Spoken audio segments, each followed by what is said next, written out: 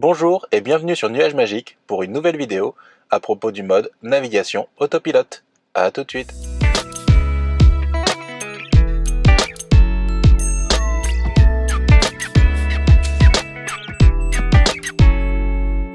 Pour ceux qui connaissent, nous sommes sur l'autoroute A86 direction Créteil, juste après Thiers-Village. On fait un zoom sur l'écran. On voit ici qu'on a un trait bleu qui s'affiche devant la voiture qui apparaît en rouge, qui montre qu'on est bien en mode navigation autopilote actif. Sur la droite, on voit un rectangle bleu avec marqué navigation autopilote. Ça montre qu'on peut enclencher la navigation autopilote dès qu'on se met en mode autopilote. On a aussi un petit volant bleu qui apparaît un peu plus au-dessus, qui montre qu'il y a une action qui va être enclenchée en mode navigation autopilote bientôt. Donc voilà ce qu'on voit affiché sur l'écran. Et si on fait un zoom arrière, là on arrive dans un tunnel. On voit qu'on n'a pas eu spécialement de message qui s'affichait sur l'écran de contrôle. On n'a pas eu de message d'alerte non plus. Donc la navigation fonctionne correctement. On est sur la voie de droite et il se trouve que le trafic est congestionné. J'avais peur que l'autopilote me propose en permanence de changer de voie, voyant que j'allais pas au maximum de la vitesse que j'avais demandé. Et même en mode Mad Max, dans ces conditions de trafic, l'autopilote a certainement dû comprendre qu'on était dans un trafic congestionné et m'a pas poussé en permanence à changer de fil. Donc voilà, c'est peut-être quelque chose de bon et de prometteur pour le futur du trafic quand davantage de véhicules seront équipés de fonctions pilotage automatique.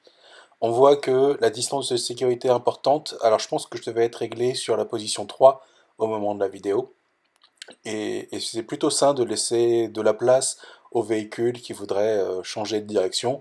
Ça permet de maintenir un trafic beaucoup plus fluide, et les gens ont pas trop tendance à venir en permanence devant moi pour gagner quelques mètres à chaque fois.